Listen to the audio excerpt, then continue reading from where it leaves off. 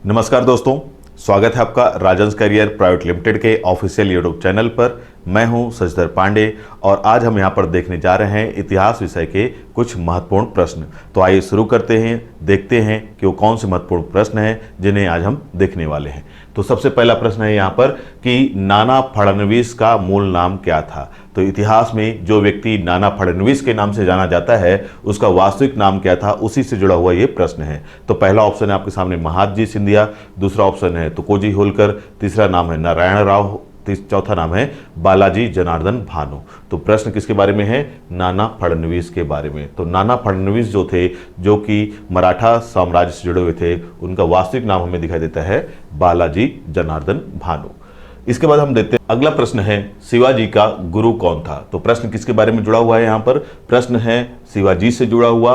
और शिवाजी कौन है? तो आप सभी को पता है कि मराठा साम्राज्य के संस्थापक। तो शिवाजी के बारे में आप सभी जानते हैं कि मराठा साम्राज्य को उसके उत्कर्ष पर पहुंचाने वाले व्यक्ति कौन है? तो शिवाजी।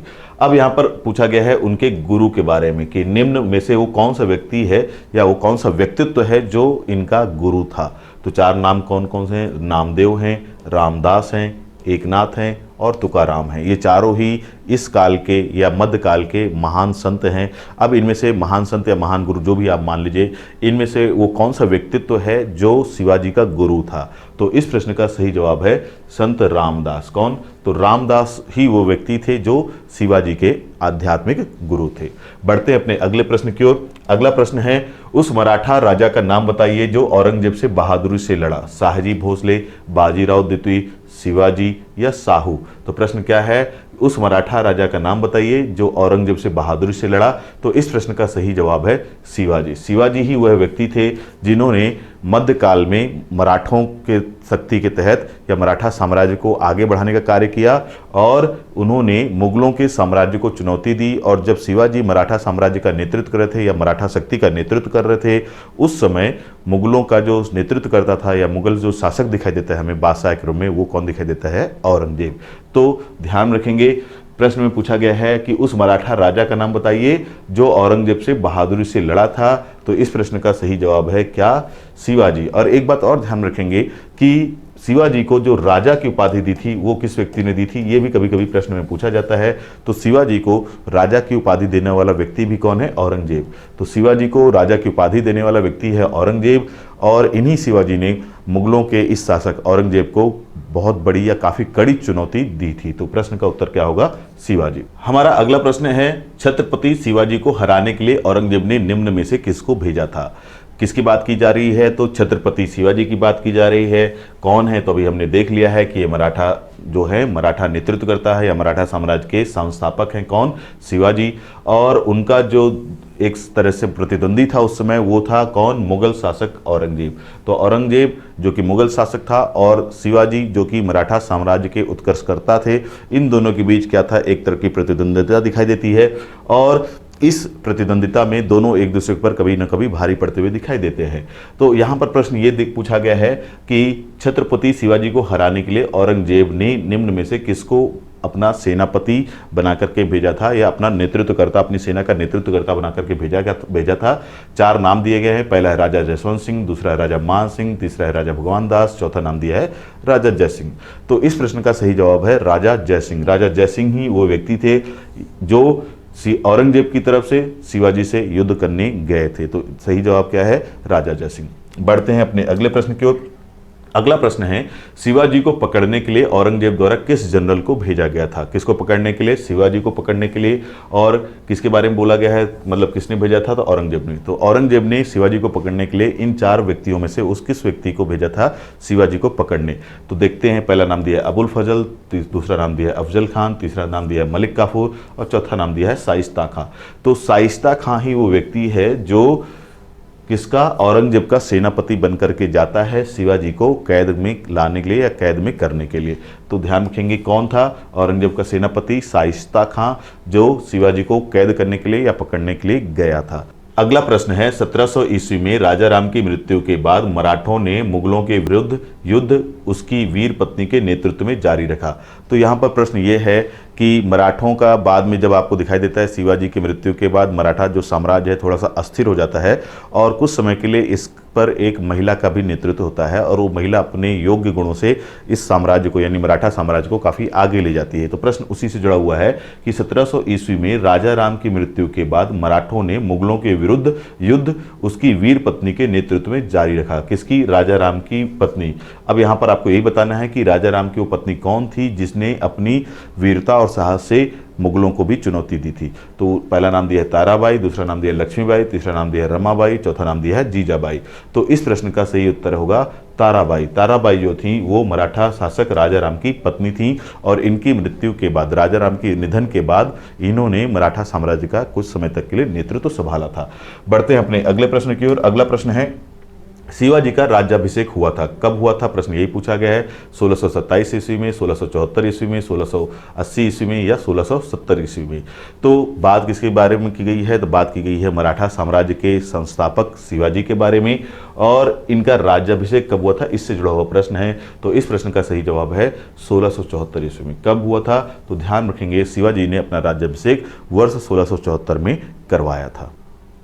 बढ़ते हैं अपने अगले प्रश्न की ओर। अगला प्रश्न है शिवाजी के राज्य की राजधानी कहाँ थी? पहला ऑप्शन है पुणे, दूसरा है करवार, तीसरा है पुरंदर, चौथा है रायगढ़। तो ध्यान रखेंगे शिवाजी के राज्य की राजधानी कहाँ थी? रायगढ़। तो मराठा साम्राज्य के संस्थापक जो शिवाजी थे उनके राज्य की राजधानी कहाँ दिखाई देती है हमें? रायगढ़ में। और ये रायगढ़ की लोकेशन कहाँ है? तो आपको पता होना चाहिए महाराष्ट्र में। तो रायगढ़ महाराष्ट्र। आते हैं अपने अगले प्रश्न की ओर। अगला प्रश्न है नाना साहेब के नाम से कौन प्रसिद्ध था? इन चार व्यक्तित्वों में से या चार व्यक्तियों में से वो कौन सा व्यक्ति था जिसे इतिहास में नाना साहेब के नाम से जाना जाता है? तो इस प्रश्न का सही जवाब है बालाजी बाजीराव। ध्यान रखेंगे कौन? तो बालाजी बाजीराव ही वे व्यक्ति थे जिन्हें इतिहास में किस नाम से जाना जाता है? नाना साहेब के नाम से जाना जाता है। बढ़ते हैं अपने अगले प्रश्न की ओर। अगला प्रश्न है पेशवाओं का संस्थापक निम्नलिखित में से कौन था? पहला ऑप्शन है परशुराम त्रयंबक, दूसरा ऑप्शन है रामचंद्र पंत, तीसरा ऑप्शन है बालाजी बाजीराव, चौथा ऑप्शन है बालाजी विश्वनाथ। प्रश्न में क्या पूछा गया है? पेशवाओं का संस्थापक। किसका? तो पेशवाओं का संस्थापक निम्न में से कौन सा व्यक्ति था? पेशवा कौन थे पहले तो हमको ये जान लेना चाहिए। पेशवा जो थे मराठा साम्राज्य के, ये एक तरह के मंत्री हुआ करते थे, या आप ऐसा भी समझ सकते हैं कि जो मराठा साम्राज्य था उसमें जो शिवाजी थे मुख्य रूप से इस मराठा साम्राज्य को स्थापित करने वाले या उसको बनाने वाले, बसाने वाले व्यक्ति कौन है? मराठा शासक शिवाजी। तो शिवाजी ने अपने शासनकाल के दौरान अपने ही दरबार में अष्टप्रधान की परंपरा की शुरुआत की थी। किसकी? तो अष्टप्रधान की परंपरा की शुरुआत करते हुए दिखाई देते हैं कौन? याद रखिएगा मराठा शासक शिवाजी। और उनके इन अष्टप्रधानों में 8 अलग अलग तरह के मंत्री हुआ करते थे और इन मंत्रियों में जो सबसे प्रमुख हुआ करते थे वो हुआ करते थे पेशवा। कौन? पेशवा। और ये एक तरह से उनके क्या हुआ करते थे? प्रधानमंत्री। तो पेशवा जो हुआ करते थे वो, ध्यान रखेंगे, वो प्रधानमंत्री की तरह हुआ करते थे। किसके? मराठा शासकों के या शिवाजी के। आपको यह ध्यान रखना होगा। और ये पेशवा बाद में शिवाजी की मृत्यु के बाद इतने ताकतवर हो जाते हैं कि बाद में यही यानी कि जो पेशवा होते हैं, ये पहले तो ये याद रखिएगा कि ये जो पेशवा का पद है ये एक तरह से वंशानुगत हो जाता है और बाद में जो पेशवा होते हैं मराठा शासकों के तहत, यही मुख्य रूप से मराठा साम्राज्य के तकदीर को आगे ले जाते हैं। तो मराठा साम्राज्य को आगे ले जाने वाले, उसको तरक्की देने वाले जो दिखाई देते हैं व्यक्ति, वो है पेशवा। तो पेशवा एक पद था जिसकी शुरुआत आपको दिखाई देती है किसके काल में? तो शिवाजी के काल में। उनके अष्टप्रधानों में से एक थे ये, और ये उनके प्रधानमंत्री की तरह हुआ करते थे। और ये पेशवा जो थे बाद में इनका पद वंशानुगत हो जाता है और शिवाजी के पतन के बाद या शिवाजी की मृत्यु के बाद ये जो पेशवा थे यही इस मराठा साम्राज्य को आगे लेकर के जाते हैं। तो बहुत ही महत्वपूर्ण होते हैं ये पेशवा। प्रश्न में यही पूछा गया है कि ये जो पेशवा की परंपरा शुरू हुई थी इसका संस्थापक कौन था? तो 4 ऑप्शन के हिसाब से इस प्रश्न का सही जवाब है बालाजी विश्वनाथ। कौन? तो बालाजी विश्वनाथ ही वो व्यक्ति हैं जिनके समय से या जो सबसे पहले पेशवा दिखाई देते हैं। तो सबसे पहले पेशवा कौन? बालाजी विश्वनाथ। ध्यान रखें कौन? बालाजी विश्वनाथ। और इसके बाद ये परंपरा लगातार आगे बढ़ती जाती है। बढ़ते हैं अपने अगले प्रश्न की ओर। अगला प्रश्न है जिस समय 1761 में पानीपत की तीसरी लड़ाई में अहमद शाह अब्दाली ने मराठों को हराया उस समय दिल्ली का शासक कौन था? पहला शाह आलम द्वितीय, दूसरा आलमगीर द्वितीय, तीसरा मोहम्मद शाह और चौथा ऑप्शन है जहांगीर शाह। तो इन 4 व्यक्तियों में से वो कौन सा व्यक्ति था जो 1761 में पानीपत के तीसरे युद्ध के समय, पानीपत का तीसरा युद्ध हुआ था किसके किसके बीच, तो याद रखेंगे मराठों और अफगानों के बीच। किसके बीच, तो मराठा और अफगान। तो अब अफगान में जो सेना का नेतृत्व कर रहा था उसका नाम है अहमद शाह अब्दाली। ध्यान रखेंगे, अफगान सेना का नेतृत्व करता व्यक्ति दिखाई देता है हमें कौन, अहमद शाह अब्दाली। और इस अहमद शाह अब्दाली ने ही ये युद्ध मराठों से 1761 में लड़ा था। अब यहाँ पे प्रश्न ये पूछा गया है कि जब अहमद शाह अब्दाली और मराठों के बीच ये तीसरा पानीपत का युद्ध लड़ा गया, उस समय भारत का या एक तरह से मुगल शासक कौन था। तो दोनों चीजें ध्यान रखेंगे, भारत का शासक या मुगल शासक कौन था। तो 4 ऑप्शन दिए गए हैं और इस प्रश्न के हिसाब से इस प्रश्न का सही आंसर होगा शाह आलम द्वितीय। तो जब 1761 में ये पानीपत का तृतीय युद्ध हुआ, उसमें शाह आलम द्वितीय भारत पर शासन कर रहा था। आते हैं अपने अगले प्रश्न की ओर। अगला प्रश्न है, प्रथम आंग्ल मराठा युद्ध कौन सी संधि द्वारा समाप्त हुआ था। तो प्रश्न क्या है, पहले अंग्रेज और मराठा युद्ध से जुड़ा हुआ, और इसके बारे में पूछा गया है कि मराठों और अंग्रेजों के बीच लड़ा गया पहला युद्ध किस संधि के तहत समाप्त हुआ। तो ऑप्शन देख लेते हैं, पहला है सूरत की संधि, दूसरा है बसीम की संधि, तीसरा है सालबाई की संधि और चौथा है पुरंदर की संधि। तो इस प्रश्न का सही जवाब है कौन सी संधि, सालबाई की संधि। तो ध्यान रखेंगे, सालबाई की संधि के माध्यम से पहले अंग्रेज और मराठा युद्ध, तो अंग्रेजों और मराठाओं के बीच लड़ा गया, अंग्रेजों और मराठों के बीच लड़ा गया पहला युद्ध जिस संधि के साथ समाप्त होता है वो है सालबाई की संधि। बढ़ते हैं अपने अगले प्रश्न की ओर। अगला प्रश्न है, पेशवा प्रथा ब्रिटिश द्वारा किस पेशवा के काल में समाप्त की गई। तो आपको याद रखना होगा, यहाँ पे प्रश्न ये पूछा गया है कि जो पेशवा की परंपरा शुरू हुई थी मराठा काल में, उसका अंतिम पेशवा कौन दिखाई देता है। तो यहाँ पे प्रश्न वही है कि अंतिम पेशवा कौन है। 4 ऑप्शन है, पहला रघुनाथ राव, दूसरा है नारायण राव, तीसरा है माधव राव द्वितीय, चौथा है बाजीराव द्वितीय। तो पेशवाओं में जो अंतिम पेशवा जो दिखाई देता है जिसे ब्रिटिश ने समाप्त कर दिया एक तरह से, तो वो कौन है, बाजीराव द्वितीय। तो पेशवा परंपरा का अंतिम पेशवा है बाजीराव द्वितीय। इसके बाद अंग्रेजों ने इस प्रथा को मराठा साम्राज्य से हमेशा के लिए समाप्त करवा दिया। आते हैं अपने अगले प्रश्न की ओर। अगला प्रश्न है आपका, शाहजहां ने ताजमहल का निर्माण करवाया था ईंटों से, कंक्रीट से, पत्थर से या संगमरमर से। बात किसकी की गई है, शाहजहां के बारे में बात की गई है और ताजमहल के बारे में बात की गई है। तो आप सभी को इस बारे में बहुत कुछ जानकारी होगी कि जो ताजमहल है ये है कहाँ पर, तो आगरा में है। ये है क्या, तो ये मुमताज महल और शाहजहां की कब्र है। किसकी कब्र है, तो मुमताज महल यानी कि शाहजहां और उसकी पत्नी मुमताज महल की कब्र है क्या, ताजमहल। तो दोनों की कब्र है ये ताजमहल। किसने बनवाया था इस भवन को, तो ध्यान रखेंगे इस भवन को बनवाने वाला व्यक्ति कौन है, मुगल शासक या मुगल बादशाह शाहजहां। अब यहाँ पर प्रश्न ये पूछा गया कि ये जो ताजमहल है किस चीज़ से बना हुआ है, ईंट से, कंक्रीट से, पत्थर से या संगमरमर से। तो आप सभी को पता है कि अपने संगमरमर की वजह से, मतलब इसका जो निर्माण हुआ है संपूर्ण रूप से या पूरी तरह से संगमरमर से हुआ है, सफ़ेद संगमरमर से इसका निर्माण हुआ है और अपनी इस खूबसूरती की वजह से ये विश्व में प्रसिद्ध है। तो ये इसका सही उत्तर क्या होगा, संगमरमर। आते हैं अपने अगले प्रश्न पर।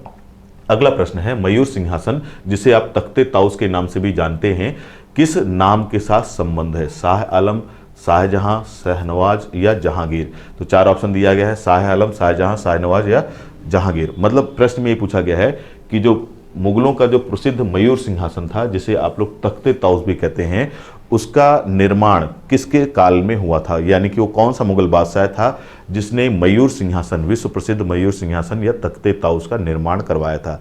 तो इस प्रश्न का सही जवाब है शाहजहां। शाहजहां ही वो मुगल बादशाह था जिसने अपने लिए या अपने बैठने के लिए क्या बनवाया था, तख्ते ताउस या मयूर सिंहासन। तो सही जवाब क्या है, शाहजहां। आते हैं अपने अगले प्रश्न की ओर। अगला प्रश्न है, निम्नलिखित में से औरंगजेब की मां कौन सी है। किसके बारे में पूछा गया है, तो मुगल शासक औरंगजेब के बारे में पूछा गया है और प्रश्न में पूछा गया है कि औरंगजेब की मां का नाम क्या है। तो 4 ऑप्शन है, पहला है मुमताज महल, दूसरा नाम है नूरजहां, तीसरा नाम है जोधाबाई, चौथा नाम है अंसारी बेगम। तो आप सभी को पता होना चाहिए कि औरंगजेब शाहजहां का पुत्र था और शाहजहां की पत्नी का नाम मैंने बताया क्या, मुमताज महल। तो इस प्रश्न का सही जवाब क्या होगा, मुमताज महल। औरंगजेब की मां का नाम मुमताज महल। बढ़ते हैं अपने अगले प्रश्न की ओर। अगला प्रश्न है, औरंगजेब के समय में किस जाट नेता ने भरतपुर की स्थापना की थी। प्रश्न में पूछा गया है कि जब भारत में मुगल शासक औरंगजेब शासन कर रहा था उस समय जाटों का एक नेता दिखाई देता है और उस नेता ने भरतपुर राज्य की स्थापना की थी। तो जाट जो समुदाय जो उत्तर भारत में आपको दिखाई देता है, ये समुदाय औरंगजेब के शासनकाल में काफ़ी ताकतवर होकर उभरता है और इस समुदाय ने वर्तमान राजस्थान के भरतपुर के आसपास के क्षेत्र में अपने आप को काफी ताकतवर बना लिया था। तो प्रश्न यही पूछा गया है कि जब मुगल शासक औरंगजेब शासन कर रहा था तो उस समय ये जो जाटों की शक्ति उभरती हुई दिखाई देती है, ये शक्ति किस जाट नेता के नेतृत्व में उभरती हुई दिखाई देती है, और ये जाट नेता जो रहता है वो भरतपुर के आसपास एक बहुत ही ताकतवर एक तरह से राज्य स्थापित कर लेता है।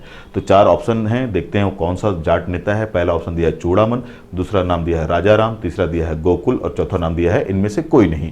तो इस प्रश्न का सही उत्तर है कौन? चूड़ामन। चूड़ामन ही वो व्यक्ति था जिसके नेतृत्व में जाटों ने मुगलों के समय या औरंगजेब के समय में एक नई राजनीतिक शक्ति के रूप में उभरता अपने आप को उभारा था। तो ध्यान रखेंगे कौन है वो व्यक्ति, तो चूड़ामन। आते हैं हम अपने अगले प्रश्न पर। हमारा अगला प्रश्न है किसके शासन काल में मराठा प्रमुख संभाजी को फांसी की सजा दी गई थी? 4 ऑप्शन है, औरंगजेब, शाहजहां, जहांगीर या अकबर। तो ये इन 4 शासकों में से, जो कि सभी मुगल शासक थे, इनमें से वो कौन सा मुगल बादशाह था जिसने मराठा प्रमुख या मराठा शासक संभाजी को फांसी की सजा दी थी? तो इस प्रश्न का सही जवाब है औरंगजेब। औरंगजेब ही वो व्यक्ति था जिसने मराठा शासक संभाजी को फांसी की सजा दी थी। तो ये महत्वपूर्ण है, ध्यान रखेंगे। बढ़ते हैं अपने अगले प्रश्न की ओर। अगला प्रश्न है किस सिख नेता की इस्लाम धर्म न ग्रहण करने के कारण औरंगजेब ने हत्या करवा दी थी? क्या प्रश्न है? प्रश्न में यह पूछा गया है कि वो कौन सा सिख नेता है जिसने इस्लाम धर्म को स्वीकार नहीं किया था, इस्लाम धर्म को स्वीकार करने से मना कर दिया था, और जिसके चलते औरंगजेब, मुगल बादशाह औरंगजेब ने उसकी हत्या करवा दी थी। तो 4 ऑप्शन है, पहला है हर गोविंद, दूसरा ऑप्शन है हर गुरु गोविंद सिंह, तीसरा ऑप्शन है गुरु तेग बहादुर, चौथा नाम है गुरु अर्जुन देव। तो ये जो चारों नाम आपको यहाँ पर दिए हुए हैं, ये चारों ही सिखों के गुरु हैं। आप सभी को पता होना चाहिए कि सिखों में गुरु परंपरा में कुल 10 गुरु दिखाई देते हैं, और उनमें से एक ऐसे गुरु थे जिनकी हत्या किसने करवाई थी? औरंगजेब ने। किस लिए करवाई थी ये भी आपको जानकारी होनी चाहिए। प्रश्न में भी दिया हुआ है कि उनकी हत्या औरंगजेब ने इस्लाम धर्म ना कबूल करने की वजह से या इस्लाम को ना स्वीकार करने की वजह से करवाई थी। तो औरंगजेब जो कि एक मुगल बादशाह था, उसने एक सिख गुरु की हत्या इसलिए करवा दी क्योंकि उन्होंने इस्लाम नहीं स्वीकार किया। और वो सिख गुरु कौन है? 9वें नंबर के सिख गुरु, गुरु तेग बहादुर। कौन? तो सिखों के 9वें गुरु तेग बहादुर ही वो व्यक्ति हैं, वो सिख गुरु हैं। इनकी हत्या किसने करवाई थी? औरंगजेब ने करवाई थी। हमारा अगला प्रश्न है कि औरंगजेब के शासनकाल के दौरान किसने बुंदेलों का नेतृत्व किया था? 4 ऑप्शन है, चंपत राय, जुझार सिंह, वीर सिंह या छत्रसाल। प्रश्न जुड़ा हुआ है किसके बारे में? तो जुड़ा हुआ है प्रश्न औरंगजेब के शासनकाल के बारे में। और मुगल शासक औरंगजेब किसके बारे में? तो मुगल शासक औरंगजेब के शासनकाल के बारे में है ये प्रश्न। और इसमें पूछा गया है कि इनके शासन मतलब औरंगजेब के शासनकाल के समय बुंदेलों का नेतृत्व, मतलब औरंगजेब के विरुद्ध बुंदेला विद्रोह हुआ था, उस बुंदेला विद्रोह का नेतृत्व किसने किया था? 4 नाम हैं, ये चारों नाम आपके सामने हैं। अब सबसे पहले तो आपको ये जान लेना चाहिए कि जो बुंदेला था, ये बुंदेला जो शासकों का क्षेत्र था, ये कहाँ पर था? तो ये जो बुंदेला शासक हुआ करते थे वर्तमान मध्य प्रदेश और उत्तर प्रदेश। ध्यान रखेंगे, मध्य प्रदेश और उत्तर प्रदेश की जो सीमा है वहाँ पर ये जो वंश है या बुंदेला राजवंश है वहाँ पर शासन करता था। तो मध्य प्रदेश और उत्तर प्रदेश में ये वंश शासन करता हुआ पाया जाता है। अब यहाँ पर प्रश्न पूछा गया है कि औरंगजेब के विरुद्ध इनमें से वो कौन सा बुंदेला वीर था जिसने औरंगजेब के विरुद्ध क्या किया था? विद्रोह किया था या उनका सामना किया था। तो देखते हैं 4 नाम, पहला चंपत राय, दूसरा जुझार सिंह, तीसरा वीर सिंह, चौथा है छत्रसाल। तो औरंगजेब का बहादुरी से सामना करने वाला जो बुंदेला शासक हमें इतिहास में दिखाई देता है वो कौन है? राजा छत्रसाल। ध्यान रखेंगे कौन? छत्रसाल। और इन्हीं छत्रसाल के नाम पर मध्य प्रदेश के एक जिले छतरपुर का नाम रखा गया है। तो ध्यान रखेंगे छत्रसाल। बढ़ते हैं अपने अगले प्रश्न की ओर। अगला प्रश्न है सूची 1 व सूची 2 को सुमेलित करिए। सूची 1 में क्या है? 4 शासकों के नाम दिखाई देते हैं। सूची 2 में क्या है? तो उनके द्वारा किए गए कार्य हैं। अब ये हमको देखना है कि इनमें से कौन से शासक ने क्या कार्य किया है। पहला नाम दिया है हैदर अली का, दूसरा नाम दिया है कृष्णदेव राय का, तीसरा नाम दिया है शेरशाह सूरी और चौथा नाम है अफगान और तुर्क। अब इधर जो सूची 2 में है 4 ऑप्शन है, पहला सड़कें और भूमि सुधार, दूसरा ऑप्शन में मकबरा और मेहराबों का निर्माण, तीसरा नाम है तेलुगु साहित्य का और चौथा सूची में शब्द है युद्ध कलाएं। तो इनमें जो सबसे पहला है हैदर अली जो है वो दक्षिण भारत के राज्य का एक शासक था और वो युद्ध कलाओं के क्षेत्र में या युद्ध कला के क्षेत्र में महारत हासिल थी उसे। तो इस ए ऑप्शन का आंसर होगा 4। फिर दूसरा नाम दिया है क्या? कृष्णदेव राय। कृष्णदेव राय विजयनगर साम्राज्य के एक महान शासक थे और ये एक महान योद्धा होने के साथ साथ महान कवि और लेखक भी थे। तो इसलिए इनका जो नाम जुड़ेगा वो किससे जुड़ेगा?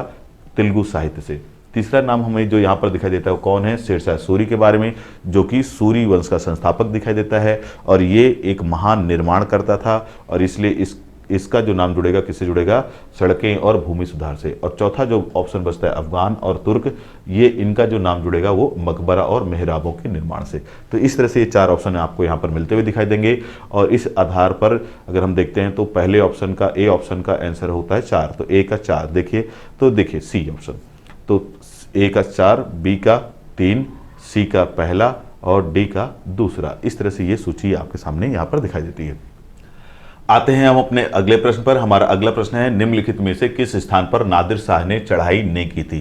तो प्रश्न में पूछा गया किसके बारे में? नादिर शाह के बारे में। नादिर शाह कहाँ का आक्रमणकारी था? तो मैंने पहले की वीडियो में आपको बताया कि वो एक ईरानी आक्रमणकारी था। कहाँ से आया था? ईरान से आया था। तो ये आपको ध्यान में रखना होगा। अब प्रश्न में ये पूछा गया है कि जब उसने आक्रमण किया था भारत में तो उसने इनमें से 4 स्थानों में से किस स्थान पर हमला नहीं किया था? लाहौर, करनाल, दिल्ली या कन्नौज, इन चारों में से वो कौन सी जगह है जहां पर नादिर शाह ने अपना आक्रमण नहीं किया था? तो इस प्रश्न का सही जवाब है कन्नौज वो जगह है जहां पर नादिर शाह ने अपने आक्रमण के दौरान आक्रमण नहीं किया था, हमला नहीं किया था। कहां पर है ये कन्नौज? तो ये भी आपको जानकारी होनी चाहिए, यूपी में है। बढ़ते हैं अपने अगले प्रश्न की ओर। अगला प्रश्न है, जीटी रोड किसके शासनकाल में बनाई गई? ईस्ट इंडिया कंपनी, ब्रिटिश सरकार, शेरशाह सूरी या अकबर? तो प्रश्न किसके बारे में किया गया है? जीटी रोड के बारे में। और ये जीटी जो रोड है ये किसके द्वारा बनवाई गई थी? शेरशाह सूरी के द्वारा। ध्यान में रखेंगे, इसको शेरशाह सूरी ने क्या नाम दिया था? सड़क ए आजम। तो किसी एक वीडियो में आपने देखा होगा, इससे मिलता जुलता क्वेश्चन आ चुका है। तो सड़क ए आजम ये सड़क थी जिसको शेरशाह सूरी ने मध्यकाल में बनवाया था, जिसे बाद में अंग्रेजों के द्वारा क्या नाम दिया जाता है? Grand trunk road. तो इस प्रश्न के हिसाब से सही आंसर क्या होगा? शेरशाह सूरी ही वो व्यक्ति है जिसने जीटी रोड को पहले बनवाया था। इसके बाद आते हैं हम अपने अगले प्रश्न पर। अगला प्रश्न है, अंतिम मुगल सम्राट था कौन? औरंगजेब, मोहम्मद शाह रंगीला, वाजिद अली शाह या बहादुर शाह जफर? तो प्रश्न में पूछा गया है किसके बारे में? अंतिम मुगल शासक के बारे में। और आपको ध्यान रखना होगा कि अंतिम मुगल शासक कौन दिखाई देता है? बहादुर शाह द्वितीय या बहादुर शाह जफर। कब तक था ये? तो 1857 का जो प्रसिद्ध विद्रोह हुआ था। तो आपको जानकारी होनी चाहिए कि 1857 के प्रसिद्ध विद्रोह के समय अंतिम मुगल बादशाह हमें दिखाई देता है और वो अंतिम मुगल बादशाह कौन था? बहादुर शाह जफर। और इसने इस विद्रोह में विद्रोहियों का साथ दिया था। ध्यान रखेंगे किसका साथ दिया था? विद्रोहियों का साथ दिया था। विद्रोहियों ने या विद्रोही सेना ने इन्हें अपना नेतृत्वकर्ता माना था। तो जो मेरठ की सैनिक छावनी थी, उस सैनिक छावनी के जो भारतीय सिपाही थे, जब उन्होंने वहाँ विद्रोह कर दिया तो विद्रोह करने के बाद ये कहाँ पहुँचते हैं? दिल्ली पहुँचते हैं। दिल्ली पहुँचकर इन लोगों ने उस समय जो मुगल बादशाह थे कौन? बहादुर शाह जफर, उन्हें अपना शासक या नेतृत्वकर्ता घोषित कर दिया। और यहीं से फिर आपको दिखाई देता है कि 1857 का विद्रोह आगे गति पकड़ता है और इसके चलते सबसे पहले अंग्रेज बहादुर शाह जफर को पकड़ते हैं, उनके परिवार को मार डालते हैं और बहादुर शाह जफर को कैदी बना करके रंगून, जो कि वर्तमान म्यांमार में स्थित है, वहाँ भेज देते हैं और बाद में वहीं पर उनकी मृत्यु होती है। ये आपको जानना है। तो इन सारी बातों से हमें ये क्या समझ में आता है कि अंतिम मुगल बादशाह कौन था? बहादुर शाह जफर या बहादुर शाह द्वितीय। ये कब तक था? तो 1857 तक शासन करता हुआ दिखाई देता है। आते हैं अपने अगले प्रश्न पर। अगला प्रश्न है, दिल्ली का लाल किला किसने बनाया था? किसके बारे में बात की जा रही है? तो दिल्ली का प्रसिद्ध लाल किला कौन सा, जहां से वर्तमान समय में स्वतंत्रता दिवस की परेड आयोजित की जाती है, तो उस लाल किले को बनाने वाला व्यक्ति कौन है? तो उस लाल किले को बनाने वाला जो व्यक्ति है वो मुगल परिवार से संबंधित है। प्रश्न में यही पूछा गया है कि वो कौन सा व्यक्तित्व है? अकबर, शाहजहां, जहांगीर या शेरशाह? तो ध्यान रखेंगे वो व्यक्ति कौन है? शाहजहां। मुगल शासक शाहजहां ही वो व्यक्ति था जिसने दिल्ली का लाल किला बनवाया था। बढ़ते अपने अगले प्रश्न की ओर। अगला प्रश्न है, जामा मस्जिद का निर्माण किसने करवाया? शेरशाह सूरी, अलाउद्दीन खिलजी, औरंगजेब या शाहजहां? किसकी बात की जा रही है? जामा मस्जिद कहाँ है? तो ध्यान रखेंगे जामा मस्जिद की जो लोकेशन दिखाई देती है हमें दिल्ली में। कहाँ पर है ये? तो जामा मस्जिद जो है वो दिल्ली में है और दिल्ली स्थित जामा मस्जिद का निर्माण कराने वाला शासक जो हमें दिखाई देता है वो है मुगल बादशाह शाहजहां। तो मुगल बादशाह शाहजहां ने दिल्ली के लाल किले का भी निर्माण करवाया और दिल्ली के जो आपको दिखाई देता है जामा मस्जिद, उसका भी निर्माण कराने वाला व्यक्ति वही दिखाई देता है। बढ़ते हैं अपने अगले प्रश्न की ओर। अगला प्रश्न है, अकबर का मकबरा कहाँ है? किसके बारे में पूछा गया है, तो मुगल बादशाह अकबर के बारे में प्रश्न है और उसके मकबरे से संबंधित ये प्रश्न है। इन 4 जगहों में से कौन सी जगह है जहां पर अकबर को दफनाया गया है? तो देखते हैं, पहला दिया सिकंदरा, दूसरा नई दिल्ली, तीसरा औरंगाबाद, चौथा कश्मीर। तो इस प्रश्न का सही जवाब है सिकंदरा। सिकंदरा ही वो स्थान है जहां पर अकबर को दफनाया गया है। और ये सिकंदरा है कहाँ, तो ध्यान रखेंगे आगरा के निकट है। ये कहाँ पर है, तो आगरा के आसपास स्थित है ये सिकंदरा, और वहीं पर दफनाया गया है किसको, अकबर को, मुगल बादशाह अकबर।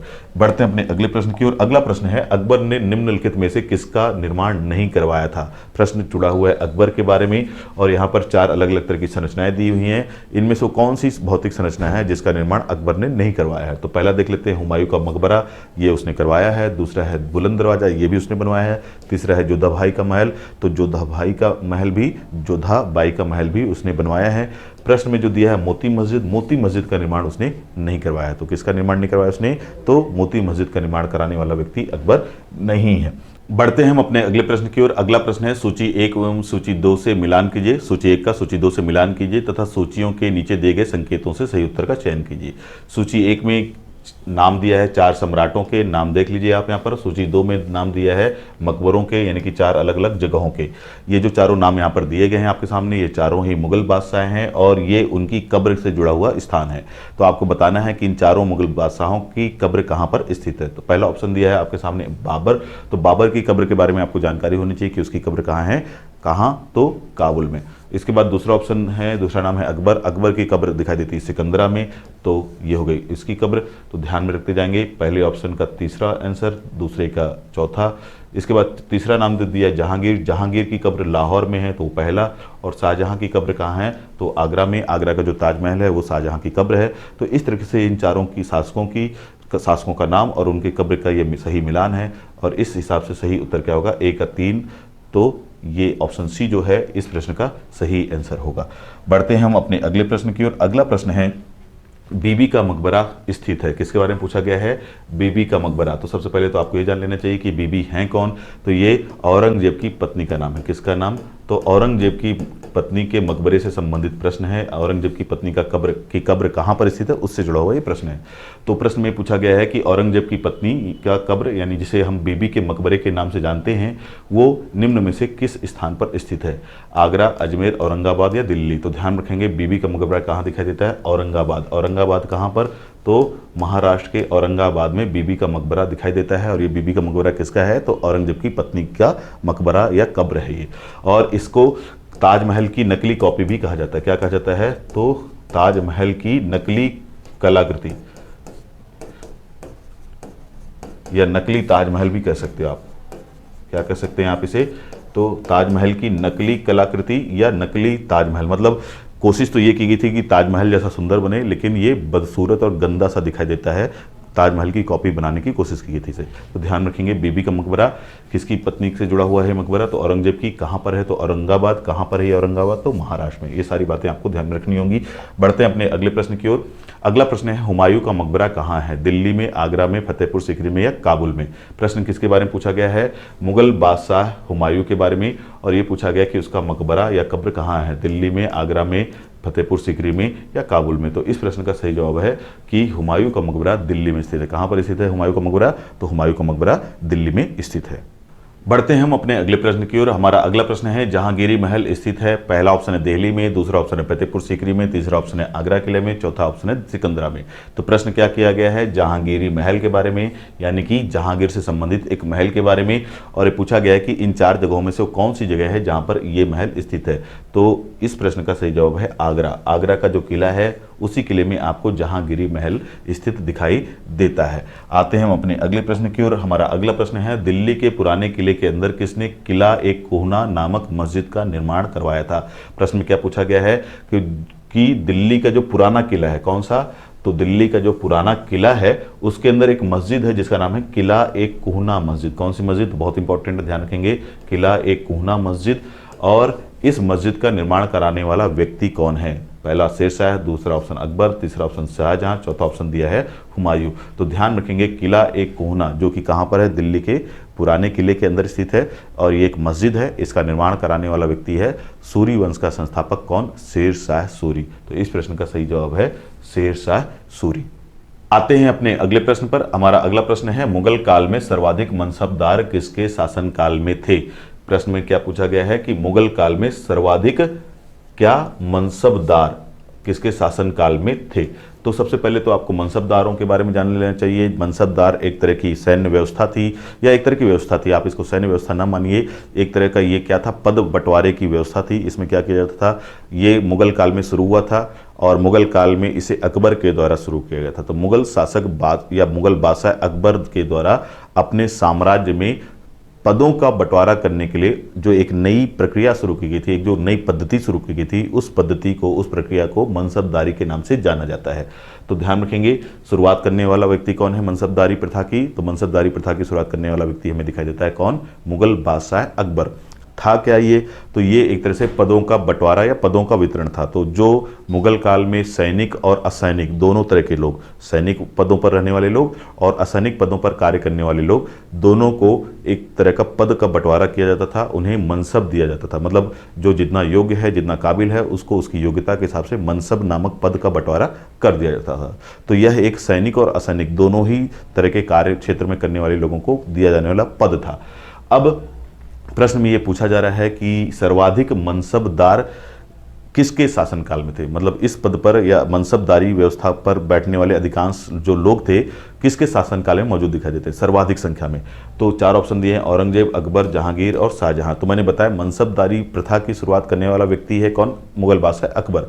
लेकिन सर्वाधिक जो मनसब दिखाई देते हैं वो दिखाई देते हैं मुगल बादशाह औरंगजेब के शासनकाल में। कौन? तो मुगल बादशाह औरंगजेब। औरंगजेब जो है अंतिम ताकतवर मुगल शासक दिखाई देता है और इसके शासनकाल में ही आपको क्या दिखाई देंगे? सर्वाधिक संख्या में मनसबदार। और साथ ही साथ ये भी ध्यान रखेंगे कि औरंगजेब के बारे में ऐसा माना जाता है, माना ही क्या जाता है, ये सच्चाई भी है कि औरंगजेब एक धार्मिक रूप से कट्टर शासक था। उसके बावजूद भी उसके शासनकाल में हमें बड़ी संख्या में हिंदू मनसब दिखाई देते हैं। मतलब ऐसे बहुत सारे हिंदू व्यक्ति दिखाई देते हैं जो मनसबदारी के पद पर पहुंचे थे। तो याद रखेंगे सर्वाधिक मनसब किसके शासनकाल में थे? औरंगजेब के शासनकाल में। बढ़ते हैं अपने अगले प्रश्न की ओर। अगला प्रश्न है, भारत में मनसबदारी प्रथा की शुरुआत क्यों की गई थी? तो वही प्रश्न अभी हमने थोड़ी देर पहले ही बात की कि मनसबदारी प्रथा के बारे में मैंने बताया। चार ऑप्शन है, पहला है सेना के वेतन के लिए, दूसरा ऑप्शन है अधिकारियों के वेतन के लिए, तीसरा है सैन्य अधिकारियों के वेतन के लिए, चौथा है इनमें से कोई नहीं। तो मैंने बताया कि ये क्या था, जो मुगल काल में जो अधिकारी पद पर बैठते थे लोग, उनके लिए ये व्यवस्था बनाई गई थी। इसके तहत उनको वेतन बंटवारा कर दिया जाता था। तो वेतन के समस्याओं से निपटने के लिए ही ये पद लाया गया था। कौन सा? मनसबदारी की प्रथा लाई गई थी। तो यहाँ पर इस प्रश्न का सही जवाब होगा अधिकारियों के वेतन के लिए, क्योंकि इसके तहत आपको सैन्य अधिकारी और असैन्य अधिकारी, मतलब जो सेना में हुआ करते थे उनको भी मनसब प्रदान किया जाता था, और जो लोग सामान्य प्रशासनिक कार्यों के लिए कार्य करते थे मुगल काल में, उनको भी मनसब प्रदान किया जाता था। तो ये ध्यान में रखना होगा। बढ़ते हैं अपने अगले प्रश्न की ओर। अगला प्रश्न है, अकबर के शासनकाल में केंद्रीय मशीनरी द्वारा मान्यता प्राप्त सैन्य विभाग का अध्यक्ष कौन होता था? प्रश्न में पूछा गया है किसके शासनकाल से संबंधित है ये प्रश्न? तो अकबर के शासनकाल से संबंधित है ये प्रश्न। और पूछा गया है कि उसके शासनकाल में केंद्रीय मशीनरी द्वारा मान्यता प्राप्त सैन्य विभाग का प्रमुख या अध्यक्ष कौन होता था? तो अकबर के काल में सेना का प्रमुख अधिकारी कौन होता था या क्या कहलाता था, उससे जुड़ा हुआ ये प्रश्न है। चार ऑप्शन है, पहला है दीवान, दूसरा है मीर बख्शी, तीसरा ऑप्शन है बख्शी और चौथा दिया है मीर समन। तो ध्यान रखेंगे अकबर के शासनकाल के दौरान जो सेना का प्रमुख, एक तरह से उसके सारे कार्यों को देखने वाला जो प्रशासनिक अधिकारी या व्यक्ति हुआ करता था, वो हुआ करता था कौन? मीर बख्शी। तो ध्यान रखेंगे मीर बख्शी एक सैनिक पद दिखाई देता है या एक पद दिखाई देता है जो मुगलों के काल में या अकबर के काल में सेना की सारी ज़रूरतों को ध्यान में रखता था। वो सेनापति नहीं हुआ करता था, लेकिन वो सेना की सारी ज़रूरतों को ध्यान में रखता था।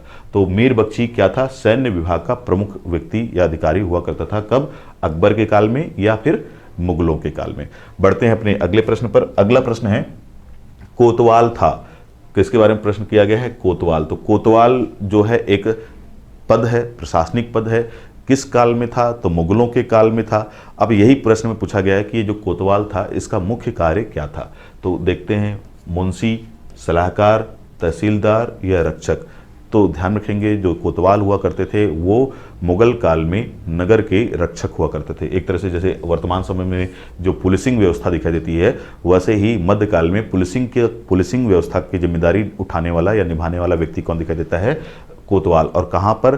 तो नगरों की। तो मध्यकाल में या मुगलों के शासनकाल में नगरों या शहरों की पुलिसिंग व्यवस्था को देखने वाला पदाधिकारी क्या कहलाता था? कोतवाल। तो ये आपको ध्यान रखना होगा। बढ़ते हैं अपने अगले प्रश्न की ओर। अगला प्रश्न है, निम्नलिखित में कौन सा सुमेलित नहीं है? तो यहाँ पर पहला हेडिंग दिया हुआ है कृतियां, मतलब रचनाएं, और दूसरा हेडिंग दिया है लेखक, मतलब यहाँ पर 4 अलग अलग किताबें दी हुई हैं और यहाँ पर 4 अलग अलग लेखकों के नाम दिए हुए हैं। तो पहला नाम दिया हुआ है क्या? हुमायूं नामा किताब का नाम। दूसरा नाम दिया है बाबर नामा। तीसरी किताब है तुजुक ए जहांगीरी और चौथी किताब का नाम दिया है शाहजहां नामा। लेखकों के नाम दिए हैं, हुमायूं नामा के सामने नाम दिया है हुमायूं, बाबर नामा के सामने नाम दिया है बाबर, तुजुक ए जहांगीरी के नाम सामने नाम दिया है जहांगीरी और शाहजहां नामा के सामने नाम दिया है इनायत खाना। तो अगर हम देखें नीचे से शुरुआत करें तो शाहजहांनामा के लेखक इनायत खान हैं, सही है ये। सी ऑप्शन जो दिया है तुजुक ए जहांगीरी, उस ग्रंथ के रचयिता कौन है? जहांगीर। ये जहांगीर की आत्मकथा है, ध्यान रखेंगे।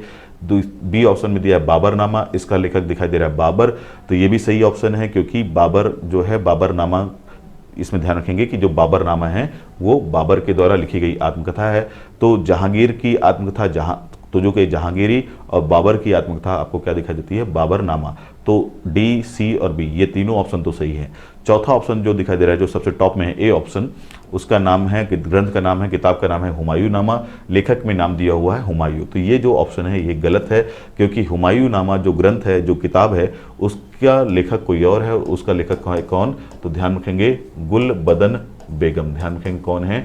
तो गुलबदन बेगम, जो कि हुमायूं की एक सौतेली बहन थी, उसने हुमायूं की जीवनी लिखी थी और उस जीवनी का नाम था हुमायूं नामा। तो हुमायूं नामा का वास्तविक लेखक कौन है? गुलबदन बेगम, हुमायूं की सौतेली बहन, ना कि हुमायूं। बढ़ते हैं अपने अगले प्रश्न पर। अगला प्रश्न है, उपनिषद का फारसी अनुवाद या फारसी में अनुवाद किसके शासनकाल में हुआ था? तो हिंदुओं के जो पवित्र धार्मिक ग्रंथ हैं या प्रमुख वैदिक ग्रंथ हैं उपनिषद, उनका फारसी भाषा में, कौन सी भाषा में? फारसी भाषा में मुगल काल में या मध्यकाल में अनुवाद किया गया था। तो उपनिषदों का मध्यकाल में या मुगल काल में फारसी भाषा में अनुवाद कराया गया। प्रश्न यही पूछा गया है कि किसके शासनकाल में अनुवाद कराया गया? 4 नाम दिए गए हैं, शाहजहां, बाबर, हुमायूं या जहांगीर। तो इस प्रश्न का सही जवाब है शाहजहां। शाहजहां का ही वो काल था जिस काल में उपनिषदों का क्या करवाया गया? फारसी भाषा में अनुवाद कराया गया। उपनिषदों के बारे में भी जान लीजिए, ये क्या हैं? तो ये प्रमुख वैदिक साहित्य का हिस्सा हैं। हिंदू धर्म के जो वैदिक साहित्य हैं उनका ही एक हिस्सा है ये। कौन? उपनिषद। और इनकी कुल संख्या कितनी है? 108। तो ध्यान रखेंगे उपनिषद जो कि हिंदू साहित्य है या फिर हिंदू धर्म के वैदिक साहित्य, जो काल के वैदिक साहित्य हैं, तो ये क्या है? वैदिक साहित्य। कौन? उपनिषद। इनकी कुल संख्या कितनी दिखाई देती है? 108। तो ये आपको ध्यान रखना है। साथ ही साथ प्रश्न में पूछा गया कि उपनिषदों का फारसी भाषा में अनुवाद किसने करवाया था? तो मुगल काल में यह कार्य करता हुआ दिखाई देता है या यह कार्य होता हुआ दिखाई देता है किसके शासनकाल में? शाहजहां के शासनकाल में। लेकिन यहाँ पर आप ध्यान रखेंगे कि ये जो अनुवाद करवाया था, ये करवाया था शाहजहां के बड़े पुत्र जिसका नाम था दारा शिकोह ने। तो ये भी आपको ध्यान रखना होगा कि मुगल काल में या मध्यकाल में उपनिषदों का फारसी भाषा में अनुवाद कराया गया शाहजहां के शासनकाल में, और यह अनुवाद कार्य करवाया था शाहजहां का सबसे बड़ा पुत्र या और सबसे योग्य पुत्र जिसका नाम क्या दिखाई देता है? दारा शिकोह। तो दारा शिकोह ने यह कार्य करवाया था और ये जो कार्य उसने करवाया था उपनिषदों का फारसी में अनुवाद, उसको जिस नाम से जाना जाता है वो नाम है सिरे अकबर। तो ध्यान रखेंगे, महत्वपूर्ण है आपके लिए कि उपनिषदों का फारसी भाषा में अनुवाद क्या कहलाता है? सिरे अकबर। ये आपके लिए महत्वपूर्ण साबित हो सकता है। बढ़ते हैं हम अपने अगले प्रश्न की ओर। अगला प्रश्न है, तृतीय पानीपत युद्ध हुआ कब हुआ? उसी से जुड़ा हुआ प्रश्न है ये। तो पहला तो प्रश्न देख लीजिए, पानीपत का तृतीय युद्ध, तो आपको जानकारी होनी चाहिए कि पानीपत के कुल 3 युद्ध हुए थे। प्रथम हुआ था 1526 में, किसके किसके बीच? तो बाबर और इब्राहिम लोदी के बीच। दूसरा हुआ था 1556 में, किसके किसके बीच? तो अकबर और हेमू के बीच। और तीसरा होता है 1761 में, और ये होता है किसके बीच? तो अफगानों अफगानों का नेतृत्व करता है अहमद शाह अब्दाली और दूसरी ओर होते हैं कौन, मराठा। तो अफगानों और मराठों के बीच पानीपत का तीसरा युद्ध वर्ष 1761 में लड़ा गया था। तो देखते हैं 4 ऑप्शन है। पहला दिया है अकबर और हेमू के बीच, दूसरा ऑप्शन दिया है बाबर और इब्राहिम लोदी के बीच, तीसरा ऑप्शन दिया है अहमद शाह अब्दाली और मराठों के बीच, और चौथा ऑप्शन दिया है अकबर और राणा संग्राम सिंह के बीच। तो इस प्रश्न का सही जवाब है क्या, अहमद शाह अब्दाली और मराठों के बीच ये युद्ध हुआ था, तीसरा पानीपत का युद्ध। और इसके विजेता कौन थे, तो इसके विजेता थे अफगान, और अफगानों का नेतृत्व करता कौन, अहमद शाह अब्दाली। और इस युद्ध में मिली पराजय के बाद मराठों का भारत से हमेशा के लिए अंत हो जाता है। तो ये एक बहुत ही ऐसा युद्ध साबित होता है जिसमें मराठों की शक्ति का हमेशा के लिए अंत हो जाता है। तो ध्यान रखेंगे कि इस युद्ध के बाद मराठा शक्ति का हमेशा के लिए पतन हो गया और यहाँ से भारत का इतिहास बदल जाता है। तो ये युद्ध किसके बीच लड़ा गया, अहमद शाह अब्दाली और मराठों के बीच। कौन सा, पानीपत का तीसरा युद्ध। कब, तो ईयर भी इंपॉर्टेंट है आपके लिए, 1761। तो ये सारी बातें आपको ध्यान में रखनी होंगी। तो आज हमने ये जो सारे प्रश्न देखे, ये सभी प्रश्न आपके लिए महत्वपूर्ण साबित हो सकते हैं आपकी आगामी परीक्षाओं के लिए। आज के इस वीडियो में केवल इतना ही। मिलते हैं अपने अगले वीडियो में, तब तक के लिए धन्यवाद।